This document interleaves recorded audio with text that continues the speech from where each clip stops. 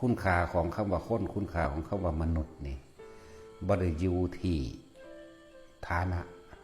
ร่ำรวยเงินทองเด้บ่ได้อยู่ที่รูปร่างหน้าตาสวยงามบ่ได้อยู่ที่เรียนสูงหรือวุฒิการศึกษาเด้นี่คุณค่าของคนอยู่ที่สละตนเพื่อผู้อื่นได้เด้แม่นบ่ล่ะนอกนั้นก็หากินเพื่อเจ้าของสิรวยปานใดก็สร้างสิมียศถาบรรดาศักดิ์และอำนาจรูปร่างหน้าตาดีปานใดก็สร้างถ้าไม่ทำเพื่อผู้อื่นได้แค่ว่าสร้างกรรมเห็นแก่ตัวสร้างตัวเป็นไปในโลกต่างๆเวียนว่ายตายเกิดนรกมั่งเปรตมั่งเดรัจฉานมั่งคนมั่งเทวดามั่งเวียนไปเวียนมาอยู่ในนี่แหละกามภพนี่แหละจังสันเวียนไปเวียนมาเนี่ยสร้างกรรมแต่คนที่สร้างถ้ำที่สมมติว่าเขาตั้งใจหลู่ทำมาแต่เป็นเด็กหน่อยเนาะบรรลุบรได้ปานนี่แบบขมุกขมัวขยันขันแข็งสู่อดสู่ทนมุ่งมั่นในการที่ศึกษาธรรมในการที่ปฏิบัติธรรมมาตะเกิดไหมเนาะ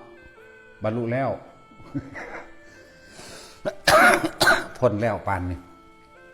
คิดเบิ่งดีๆเด้อตอนเขาไปทำงานเขาอยากได้เนาะเขาอยากได้เงินเขาอยากได้เงินอยากได้อำนาจ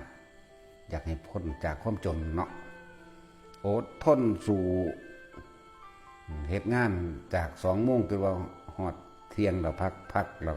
จากบ่ายโมงจนว่าหอด4 โมงครึ่งหรือ5 โมงเราจังเลิก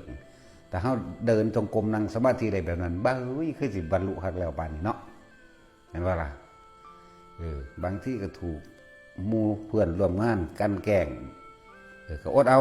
เพราะว่าอยากได้เงินอยากรู้พ้นจากความจนบางที่ก็ถูกเจ้านายกันแกล้งก็อดเอาก็เหมือนกันอยากได้เงินอยากรู้พ้นจากความจนแต่ธรรมะปฏิบัติธรรมเนี่ยมันลองเห็ดจังสันลองเบิ่งเนาะเห็นว่าล่ะ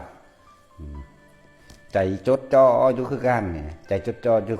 คือเงินเดือนจะออกเห็นไหมเนาะถ้าจดจ่ออยู่ในถ้ำคือเงินเดือนจะออกเนี่ยมึงบ่โดนบ้านนั่น7 วัน 7 เดือน 7 ปีนี่บ่เกินนี่ระยะสาอีหลีเด้นี่นั่นบ่ล่ะพอความบ่รู้ทุกคนพอความบ่รู้ บัดนี้คนดีหรือคนที่มีประโยชน์ต่อโลกบ่จำเป็นต้องเรียนหนังสือก็ได้บ่จำเป็นต้องเป็นคนรวยบ่หาตามียศถาบรรดาศักดิ์ตำแหน่งอันใดบ่มีหยังเลยก็สร้างสามารถสละตนเองเพื่อผู้อื่นได้นี่